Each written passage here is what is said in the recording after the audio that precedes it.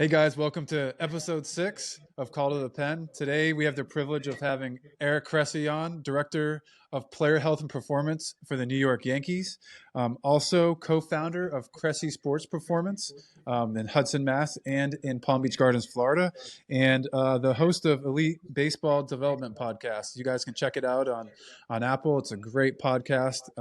Just dives into all the medical things and has player interviews. It's an awesome listen. So we're honored and privileged to have Eric on today. Yeah, I think if both of us have trained with Eric for quite a while, I think you longer than anyone, obviously. But I don't think if anyone hasn't heard of Eric, he is the guy for baseball training, really any training. I think I've used him a lot for BMX and it helps. But this guy has totally changed the game, I think, for training. I don't think anyone was really going that way until he broke in, and with the programs that were built for your body and making you move in different ways. I think this guy is the man. I don't care what anyone says, he's the man. So we're definitely excited to have him on. Can't wait to hear what he has to say. Absolutely. And he's, like you said, I think he's the pioneer of baseball specific training. And, I started going back to him in 2009. Just my college coach, like, you got to check this guy out. Drove an hour and a half to Hudson, Mass from Cape Cod, Massachusetts, and never looked back. I mean, it revolutionized the way I looked at training and how I want to prepare for a season. So, welcome on, Eric Cressey. Yeah, Eric, thanks for coming on with us. I'm really looking forward to our future as starting a Jupiter softball dynasty with our ladies. The Green Bombs, the Jupiter Seahawks League champions this year after being in last place last year, coming out on top this season. Eric Cressey, bench coach. What do you got for us? What's the key to our success? Thanks for having me. I mean, as a bench coach, the key is organization, clearly, because I'm effectively a glorified bat boy and the guy who puts the catcher's gear on the girl that can't put it on herself. So I don't know. You have the high level start. You're coaching a base. Yeah, no, it's hilarious because Tom Kohler was our 8U, the head coach. I was an assistant. Eric was assistant. And then on the 6U side, I was the head coach. Tom was assistant. So anytime we had a bench coach, they're basically the glorified, like, no offense, babysitter, because the kids didn't know when they were hitting. They had no concept of like the lineup and stuff like that. And especially at the 6-year-old level, thankfully Eric didn't have to really do that. That was a whole nother animal because, like, you're just hoarding a bunch of cattle and, like, trying to keep them all in the same place without losing their mind. So it was great. Compete for attention with, like, the little brothers and sisters that always like to come to the back of the dugout and, like, tease the players with, like, oh, I got ice cream and you don't. So you're like, no, get out of here. It was constant. Girls got to focus. So funny. But man, it was a good time, and hopefully our girls, stick with it for, through high school. We'll have a nice little dynasty going. So we were practicing yesterday, so we're getting ready for next year already. Well, it's not even fair. You guys are gonna have like serious training programs going on as it goes on. Exactly. They're gonna be pushing sleds through the outfield. We're probably like the most moderate parents there, just because, like, I think we all realize that, like, what's the phrase in young athlete development? They say early to ripen, early to rot. Like, our kids are out doing a million different things, and there's a bunch of travel ball girls in this league that are, like, way out over their skis, and they'll probably hate softball by the time they're 11. So Steve and I are slow cooking them. Yeah, I mean, they are pretty good, though. I'm not gonna lie. We had some good. The travel girls on our team were sick. They're so good. Yeah, but hey, we've been training at Kent. You've been training at Cressey's place. Well, from a distance for what? 4 years? 5 years? 16 or off season of 15 going into 16 was my. Reed Johnson was training at a gym that I was at, and I was just happened to do stuff I saw on Twitter from Cressey. And he's like, hey, you train with Cressey? I was like, shit, I wish. And then he's like, well, you can. You can just do it from afar. I'm like, how do you do that? And he goes, oh, I'll just give you his email. So I emailed Eric, and then we did over. He said, do these videos basically to see how bad you are, and he makes you feel terrible about yourself when you think you're a really good athlete. You're not. and then he just basically, and I was coming back from knee surgery and I was having a lot of problems. So then he's like, oh, how's your tissue density? I'm like, what are you talking about? And he goes, oh, okay, I'll get you a guy. So he sent me to a guy, and my soft tissue was a mess. And then he gave me a program, and history ever since. I was an all-star 2 years later. I think I probably got an extra 6 years out of my career thanks to Eric. And now I'm moving into BMX. BMX and podcasting, right? Yeah, that's right. Yeah. I mean, for what it's worth, I always just figured you'd be that guy that would retire and be sitting on his porch yelling at the kids in his neighborhood to get off their lawn. So I appreciate that you're still hustling, my man. I still am, but I like to at least stay in shape while I'm doing it. Yeah, I remember we talked about it early on when I first started training there. I was like back squatting as much weight as possible, thinking I'm so strong that me being like Bambi, like a newborn deer, how skinny I am. I show up to his place for the first day. He has me put like half the amount of weight on the barbell and correct my form and use my body properly. And next thing I know, I can barely walk out of that place. It was brutal. And that trend kind of continued for the next how many years, Eric? Oh, man. Quite a long time. Was that off 13 years, 14? Was that 08, 09?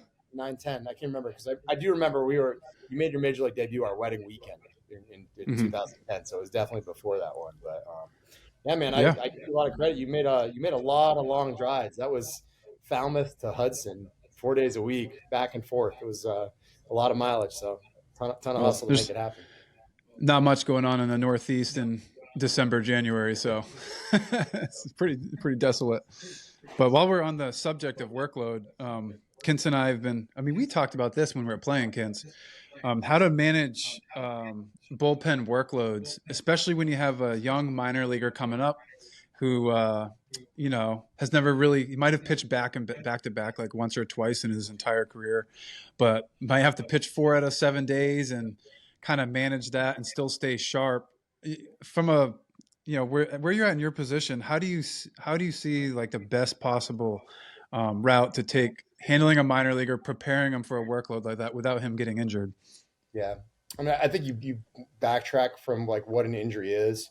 Ultimately, an injury is just it's an imbalance between load and capacity, right? So, either the load is, acutely really, really high, or it's chronically really high.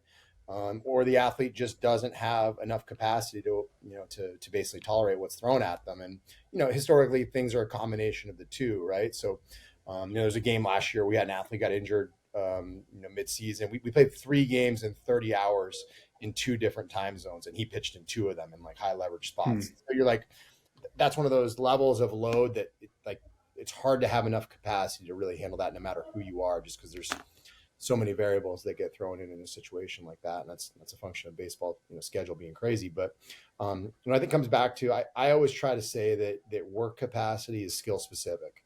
And you look at like Lance Armstrong was the best cyclist on the planet, and he retired, he got into running, and he's kind of like a mediocre marathoner, just because the joint actions were, basically very different for running than they were for cycling. And so you have to train in a very specific way when you're trying to build work capacity. And that's why I've always disagreed with like running lots of poles and things like that to prepare for like, basically building your pitching tolerance. Like, yes, an aerobic base is important. I probably think there are better ways to attack it, but there's no better way to condition someone for throwing back to back than to have a progressive throwing program that builds chronic workload, with strategic deloads mixed in. And then honestly, you have to scrutinize load at the big league level. And I think that's something that gets really overlooked. And to be honest, I think it's probably worse now with the option limitations, is that, I think it was Lewis Head had like 12 options a couple of years ago, and now 5 is all you can do. So sometimes those young bullpen arms that are in the big leagues, like in the past, they might have gotten an option when they threw 2 days in a row, and now they got to stick it out, and they wind up going 3 out of 4 or 4 out of 5 or something like that. So they probably are more exposed, particularly because the load is always going to be higher when guys are throwing as hard as they are now, which is it's just a totally different world than obviously when you guys came up and when we first started out. One thing that like these days, I think when me and Steve came up in the minor leagues, back-to-back days was not a problem. Like if you were the closer of your AA, AAA team, you were going back-to-back days. I think I even went 3 times in a row. But now, like I've noticed the last couple of years, if you're a priority guy, they call it, you're not going back-to-back days. And then all of a sudden, these guys get called up, and let's say they do well right away. And the next thing you know, they're like, all right, we're throwing back-to-back days, and we need you to go 3 out of 4. And then they're like, oh, this kid, he gets hurt or he can't do it. Now there's limitations. It's like, at what point do they come to you and be like, Eric, do you think, or do you even have it? Do they go to you and think, do you have an input on this is how we should condition this athlete before when he gets to the big leagues? Because the big leagues, you can't have limitations. And because if you do, like I've experienced where guys have limitations in the big leagues, and it creates a whole problem for the whole bullpen. Like, oh, this guy's off. Like you're going 3 out of 4. I'm like, are you kidding me?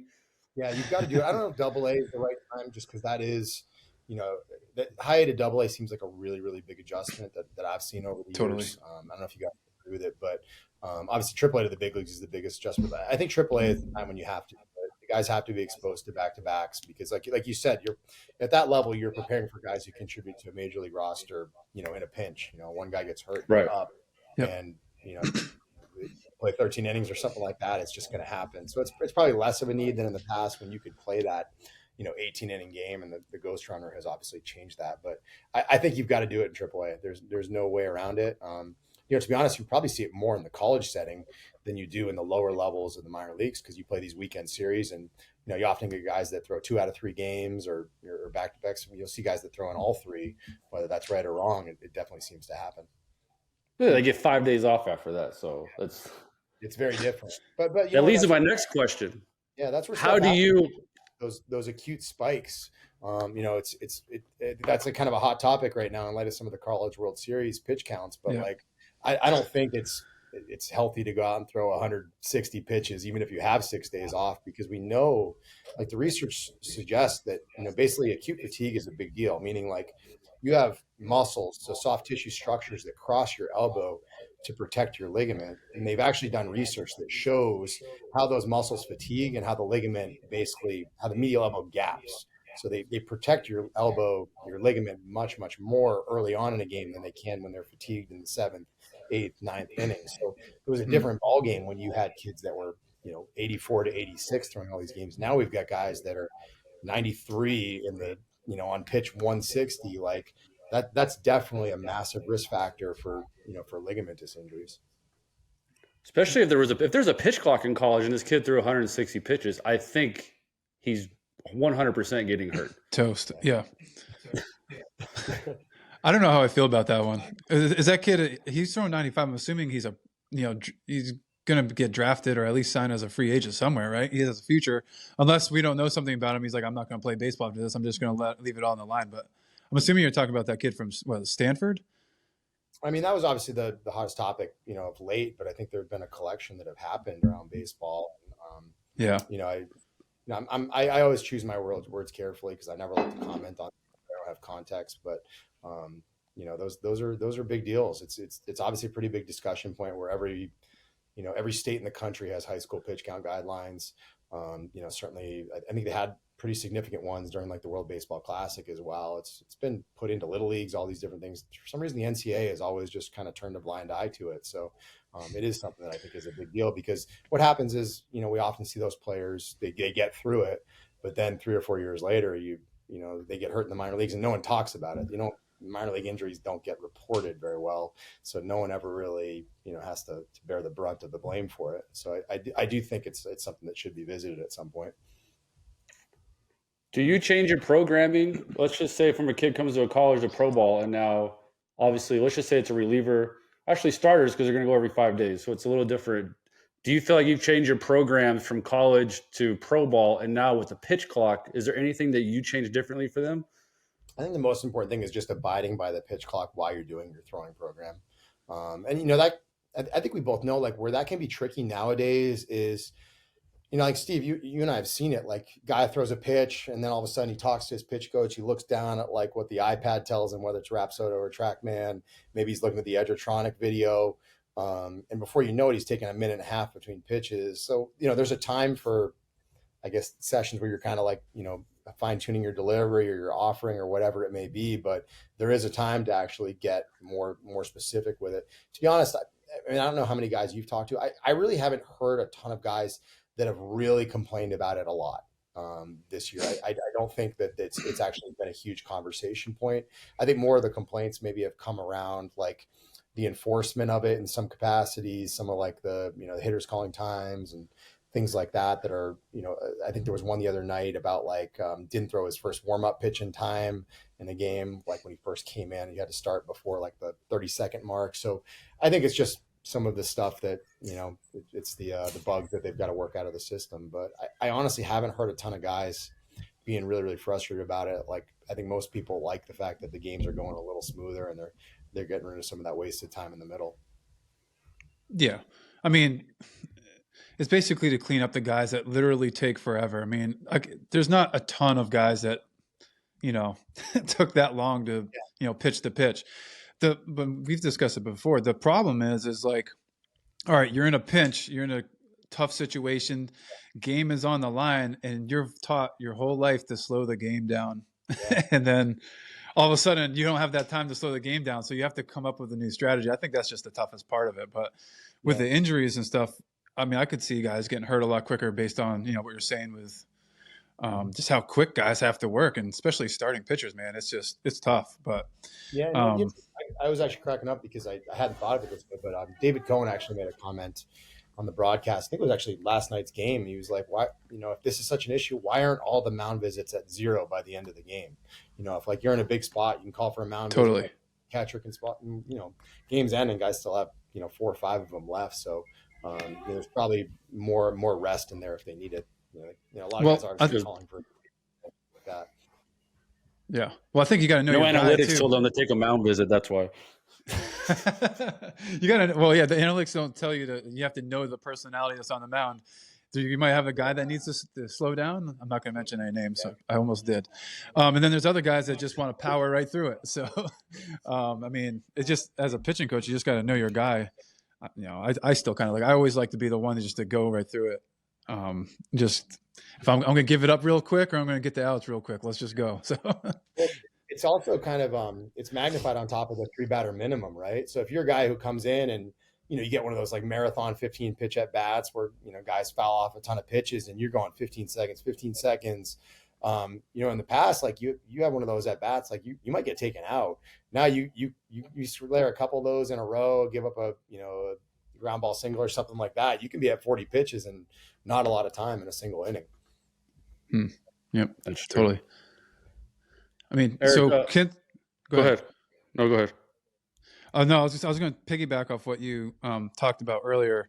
With the training programs nowadays, with guys throwing harder than ever, I'm thinking over the last 10 years, I want to say over the last 5 years is where the velos really started to ramp up. Is there anything different you do nowadays for those guys that are, coming in, throwing 100 miles an hour training wise that you would have done, years past? Does that make sense? So for me, like I was an older guy last year. We actually shortened it to 3 training sessions a week with more running in between, higher volume of reps, as opposed to a younger guy that might have, did more, heavy loaded stuff. Yeah, for sure. I mean, just to put some like quantifiable numbers to this, like if I pulled this from Fangraphs like last week for something else, but in 2002, average 4-seam fastball velocity was 89.0. In 2022, it was 93.6. So we're talking about 4.6 miles per hour. It's a totally different ball game right now for a number of different reasons. Like the research it's a little bit inconclusive and it's hard to really pin it, but they basically say for every 1 mile per hour increase, your risk of elbow injury goes up by 15 to 20%. There's a few different studies and it's not a perfect relationship, but they can kind of extrapolate it. So we're looking at a scenario where we are seeing 60% more elbow injuries over the course of this time for a very specific reason. I think it's also the fact that, guys are being sent out to just sell out for the dream, throw as hard as they can for an inning. And, we have more outliers. We have more guys throwing, not just 93.6, but guys throwing 100. And, we're not worried about the dudes that are, throwing 86 to 88, submarine guys, things like that. So it's a very different time than it was.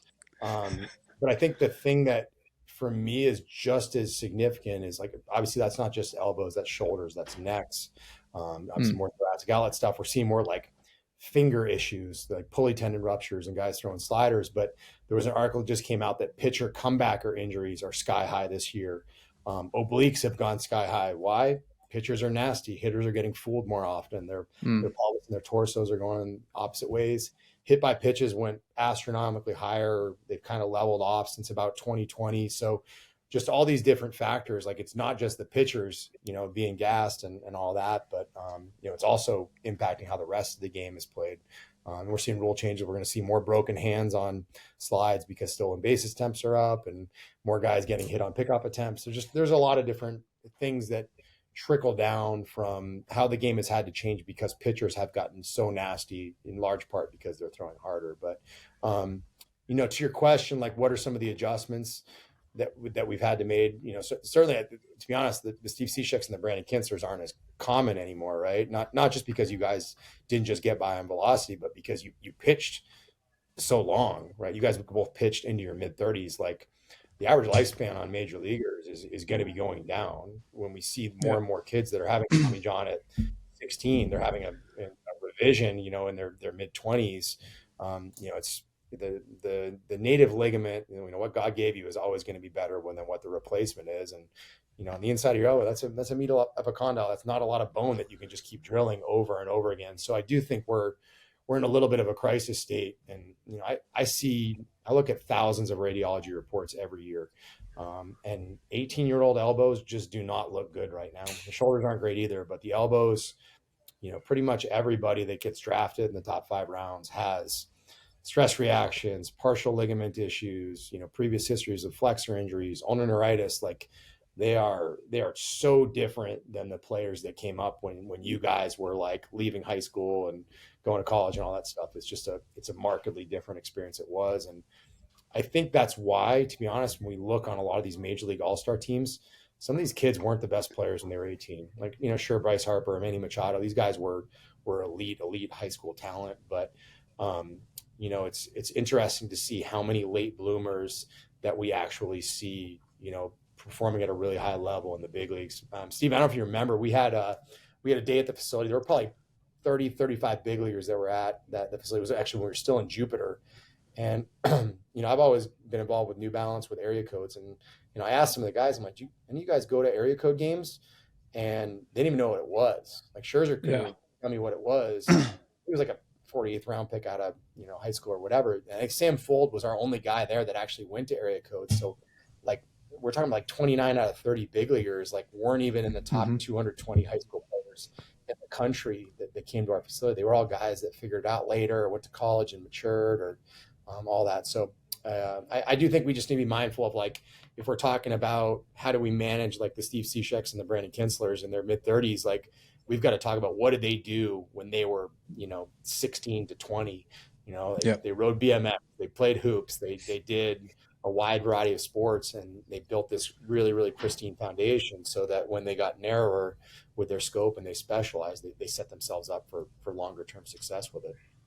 That's extremely scary to say that the 18-year-old elbows don't look good right now. Like how, because let's say club ball, all they do is just blow kids out. And everyone goes to all these drive lines and everything. Everyone just wants to throw hard. 14-year-olds are posting on, what do they call it, TikTok, and they're throwing 100 miles. Everyone wants to throw 100, but by the time they get 18, their elbows look bad. But in the teams, it seems like they know there's going to be a lot of injuries because everyone's throwing 100. Are they okay with like, or let's just say the requirements of having a clean elbow is not as high as it used to be. Is that safe to say? Yeah, I think we've absolutely as an injury come to accept these things as normal, in spite of the fact that it's certainly not. And I think it's, to be honest, like, and you mentioned Driveline, like I'm super cordial with those guys. Kyle and Mike are good friends, and I don't in any way like attribute to them. Like those guys are, they're an equipment and a technology company, and it's like anything else. Like we've put strain conditioning stuff out there that I'm sure people have, bastardized and done completely incorrectly, and done with terrible form, and but you look at like is what I'm contributing taking us to a greater good, and that's for sure. I think the bigger concerns are much more of the people that are driving the ship of like year-round participation. Like the one thing that we know that leads to injuries time and time again, there's really two big things that lead to injuries in young athletes. It's overuse and it's weakness. And the problem is the weakness a lot of times comes because they never have actual off seasons. They never have a chance for general development. They're not getting involved in strength conditioning at the right times or doing the right things. And then, like if you're a high school kid that throws over 100 innings a year, like it is a recipe for disaster. Like it's been shown over and over again. Injured athletes go to like times more showcases than uninjured athletes. Like the research is absolutely all out there. It's just that people aren't acting on it, and it's usually because they're hands in the wallets. Everybody wants to make money on kids, and I wrestle with it too because I'm sure there's going to become a day when our kids are 13 and they've found what they absolutely love and they want to do it all day, every day. They want to travel for it and all this. And like, I'm not in the position now as a parent that I have to like draw a line and say, it's like, no, you can't do travel softball 12 months out of the year, but it's coming. And I'm more equipped from what I do to handle that conversation. If I was like a lawyer or an accountant or a truck driver or something like that, I wouldn't necessarily know how to handle it. I do what my son or daughter love to do. Yep. Totally. I mean, it is true. Like, I mean, even when I was in high school, the rumor was like Southern colleges look for Northern arms because we're more fresh. Because like Kent, you played multiple sports, I'm sure, growing up. I mean, you're a good athlete. Not saying I'm a good athlete, but I played 4 sports until junior high, and I focused on basketball and baseball. But I mean, I was on the other end of the spectrum. I was like really underdeveloped. You know what I mean? Like I was throwing 80 poo in high school. My freshman year in college, I finally, got lifted weights, did agilities, became a better athlete, and boom, like late bloomer, like you're saying, it happened. I just I get it from the other side too. If you're like a parent and you genuinely want what's best for your kids, you're going to put them through this, vigorous throwing program to help increase their velocity, to give them the best chance to get their foot in the door, either professionally or at the college level. But at the same time, they don't really know the damage that they possibly are doing because their kid probably doesn't have a solid foundation to be able to handle that workload. And so, like you said, like you're prepared for it. I think this is a great conversation for, parents out there that they don't quite understand. They don't see the big picture. All they see is good intentions. I want what's best for my kid. Well, actually, what's best for your kid is get them away from the baseball field in the off season every now and then, get them in the weight room, and then build off that. Is that what you're saying? 1,000,000%. Yeah. And I think it's hard to know how to attack this. One of the things that I've always tried to do is try to leverage just some of the people that we have in our building when I have to have these hard conversations. Is we've got guys that are in the big leagues that trained with us when they were 14, so we've employed this long-term athletic development model and said, hey, this kid was a first-round pick, but he played football his senior year in high school too. Like those things go, I think, a really, really long way, highlighting the success stories. And so I always applaud when I hear stories about guys that are in the big leagues that are multi-sport athletes, when people stand on shout from the rooftops that they thought it was so important for them to do other things. The other one is Mike Boyle's a good friend. Mike's a pretty well-known guy in the strength and conditioning field, particularly with respect to hockey. And he made a comment that one of the things that he thinks he did really well with his kids was basically they average 2 lifts a week from age 11 on. So obviously when they're young, they're just like kind of messing around, getting used to the gym, doing pull-ups, body weight things. And then, when they get to 17, 18, it might be like a full-blown off season. They're lifting 4 days a week, but it averaged out to 2 lifts a week over those 7 years. You do the math, that's, 104 lifts times 7. You're getting in, basically mid 700s lifts over the course of those 7 years. It's such a huge advantage.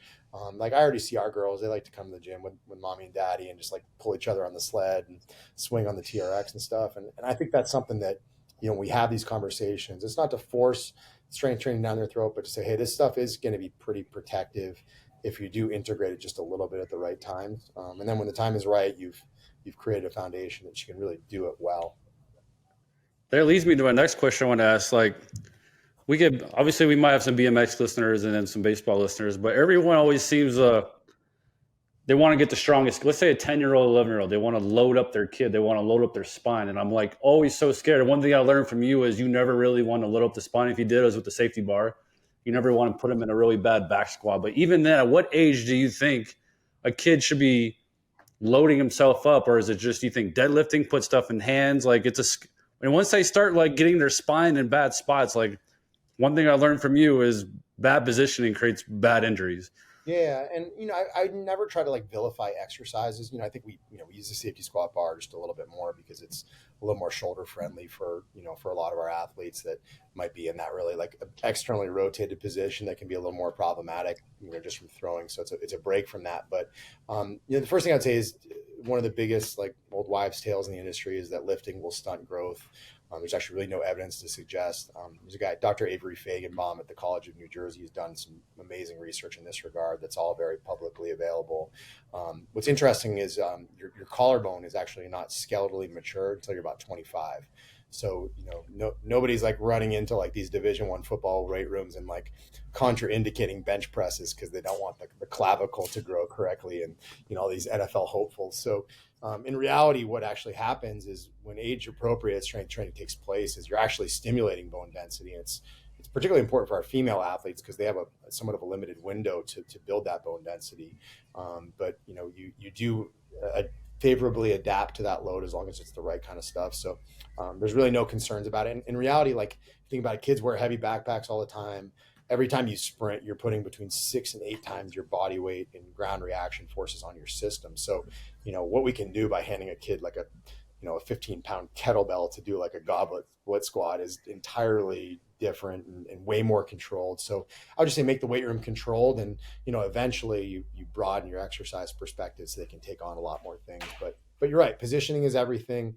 We don't lift just for the sake of lifting huge weights. We lift because it reduces the risk of injury, optimizes performance in various ways, and in some cases that external load can actually be really helpful for getting us into positions that we might not otherwise be able to. Like Steve, like you've got a little bit of a hip history. Like for you, like a clean squat pattern with just body weight might not look awesome, but if we use like a kettlebell and a goblet set up, it cleans up your squat pattern really, really quickly.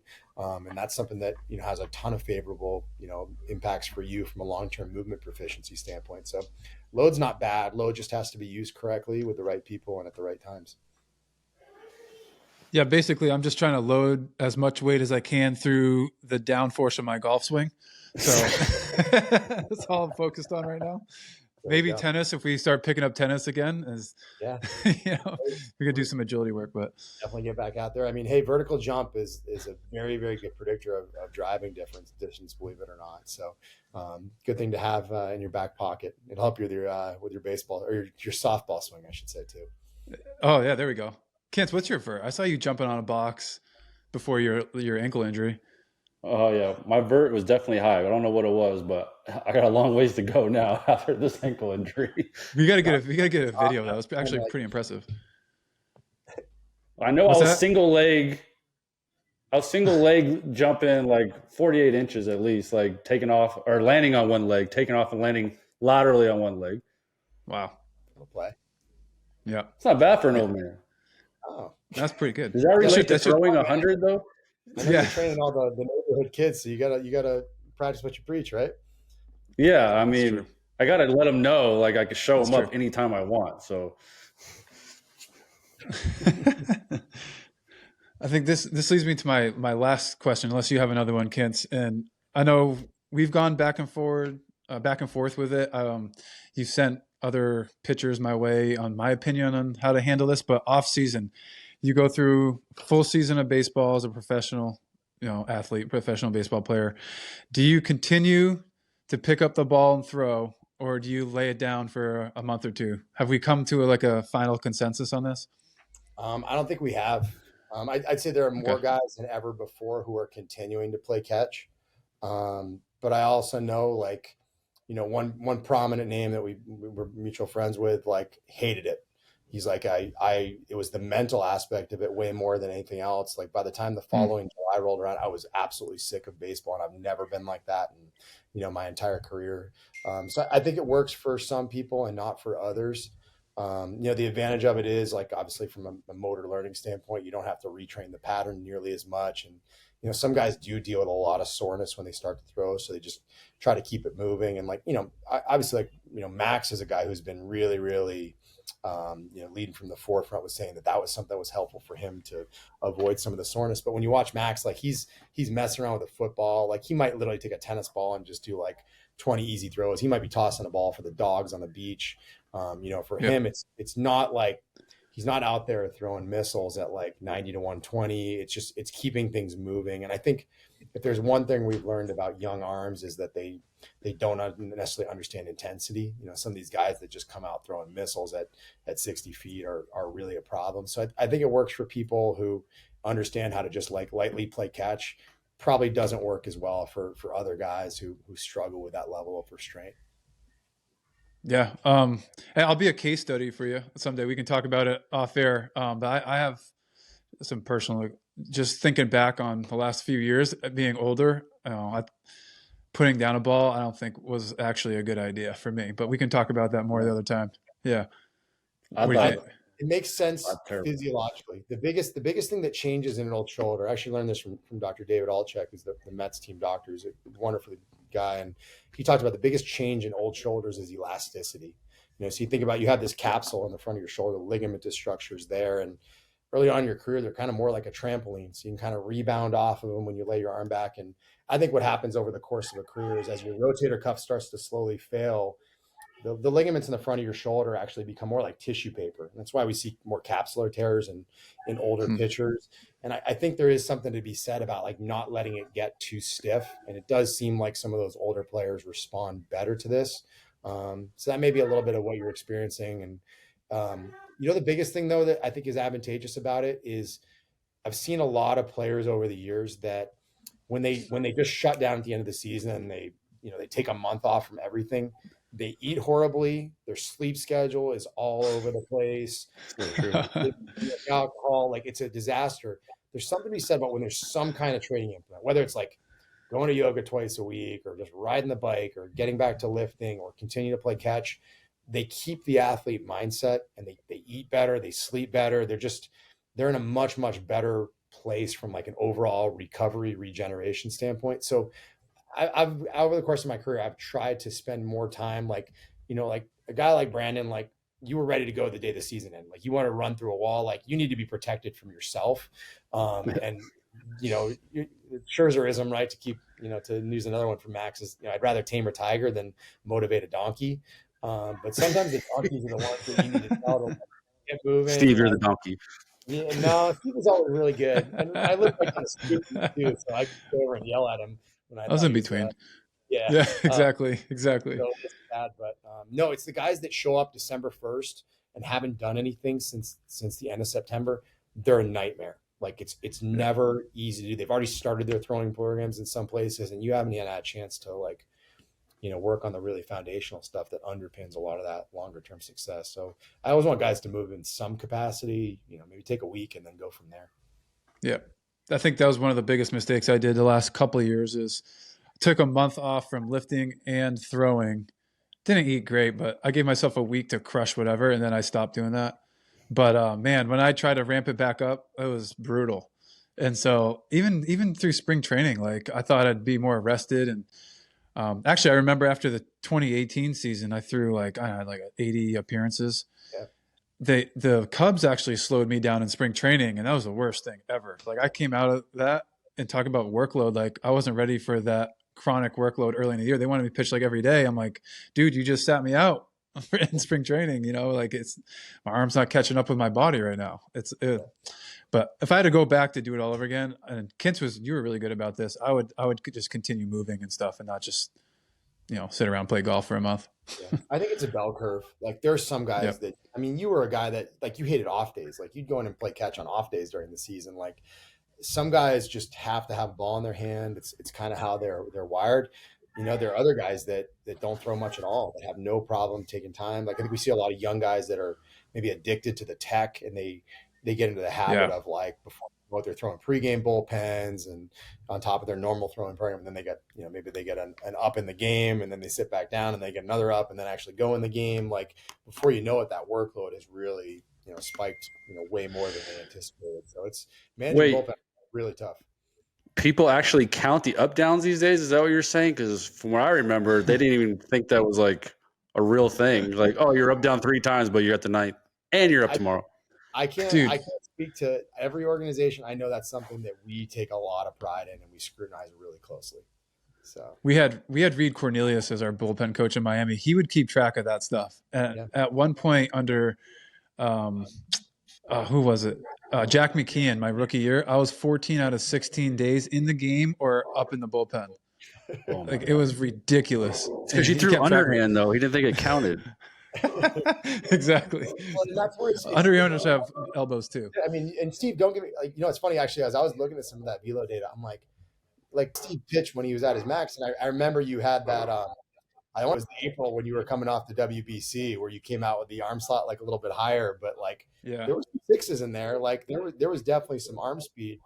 The game is just so much. Can you imagine having 98 to 100 and being able to do it on back-to-back days, like the game is just so different right now. So when I hear about people Yeah. like, oh, none of these guys got hurt in the 1980s, like, but let's think about that time period. Is those guys, they had PEDs, like they were rampant throughout the game. It was a really, really significant issue for an extended period of time, and they still threw slower. So the mindset was they had all these pharmacological interventions that were illegal. They had terrible training programs, clearly, because they weren't magnifying the effects of all these illegitimate interventions.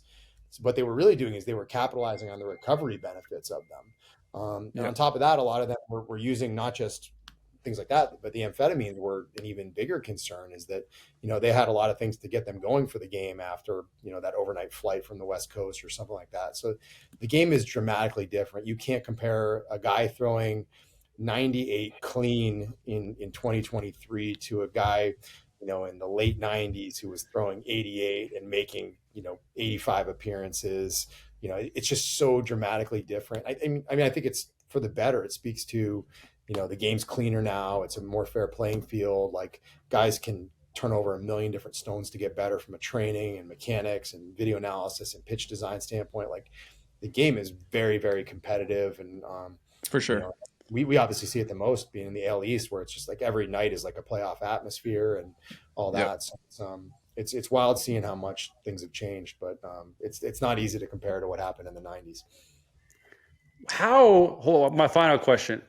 How in the heck does everyone throw so dang hard? Like, how did this happen? When we first came in, one guy might have thrown 98 in like the league. Now everyone, it's like, if you don't throw 98 and above, you better have the biggest sinker in the world or have the invisible, like wipeout slider. Wipeout slider, and you have to throw it every pitch.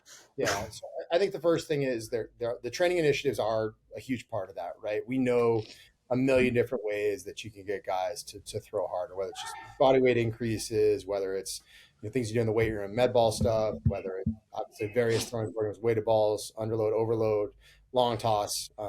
The literally just the amount of tech that can help, right? Looking at spin efficiency, whether it's TrackMan Rapsodo, which you get on Hawkeye, or obviously using the Edgertronic cameras to make sure that you're actually imparting force to the baseball correctly. Certainly, we have biomechanics labs that can make you super efficient and optimize your delivery in the context of how your body moves. I do a ton of that stuff in the scouting realm to see, like, hey, what do we see in this delivery, and how can we improve somebody physically to optimize them? So I think those are really, really big things for sure. But the other thing too, I think it's some of it is it's an early identification process where you think about it, more and more kids are being pushed early. So we're seeing more chances for 15 and 16-year-olds to throw harder. So they're throwing harder younger. And what it does is it just throws more kids in the funnel who think they're really good at baseball, who may be, good at baseball, and ones that don't get hurt wind up becoming big leaguers. But right. Yeah, it's pretty eye-opening, just kind of seeing what's happened across the game, because like I mean, for a while, like when I first came on with the Yankees, it was like eye-opening. Like literally every time I walked into our minor league complex, here's a new guy throwing 100. Like it was incredible. And like Steve, you and I kind of like spent a lot of time in Massachusetts. Like it was like Daniel Bard throwing 100 at Fenway was like a thing. It's a big deal. It was talked about. It was all over. I mean, that was obviously a long time ago, but it's just incredible how every major league team's got at least a couple guys that are doing it. So we messed up, Steve. I ran from those guys, the biomechanic guys. We should have went to those guys. Exactly. Well, it's kind of hard to teach 100 from my arm slot, I think. So I'm too dumb to throw any other way as it is. They're like, do you want to throw a bullpen in your underwear and put the dots all over your body? No, totally. No, you guys are this is going to hurt me in my free agency next year. That's what everyone kept saying. I was like, maybe I should have listened. Hey, sometimes it's the weird you got to embrace though. You're always looking for like outlier qualities, whether it's a pitch, a delivery, whatever it may be. And, I think where baseball sometimes goes wrong is trying to fit, guys like you to the average. Like, Kintz, you even got into some trouble, right? You started chasing strikeouts a little bit at one point and kind of got away. That's Max's fault. We were, we're throwing a lot of shit back to it. But no, I think that's sometimes the problem is like guys don't understand how to identify what's uniquely them and leverage it over the course of a career. And I feel like both you guys really did that well for a long period of time. Yeah, I mean, I'd say it worked out. We had long enough careers to where I can complain about my neck and shoulder enough to say I was done. So and hip. It's never over Yeah. till it's over, Steve. That's right. Kent's is making a comeback. Who knows? Maybe I will too. No. Hey, you heard it. Everyone heard that. No. My wife isn't here. That's why I said that. Well, hey, man, All right, Eric. Well, thanks for coming on. We really appreciate it. I mean, I think this conversation is hopefully there's some dads out there and some parents that this goes a long ways for them. And one, I am grateful for having meeting you in my career. You definitely changed my life and my career. Just want to say thank you and for being a good friend through it. You got it. Absolutely. I second that, man. I value our friendship, man. And you're a huge reason why I was able to stay, healthy throughout my entire career with one hip hiccup that we couldn't avoid. So I attribute all that to you, man. You know my shoulder better than I do. So thank you for all your hard work. Programs only work because people work, and you guys always showed up and always put in the hard work and asked good questions. And honestly, we're good ambassadors for what we try to do, leading from the front and taking a lot of guys under your wing a lot of the way. So we appreciate it. And I love what you guys are doing with this. It's a cool retirement project. Appreciate it, bud. Are you retiring us? Putting you out the pasture. For my retirement project. Thanks, Eric. Appreciate it. No See you worries, guys. guys. All right. Catch up soon. See ya.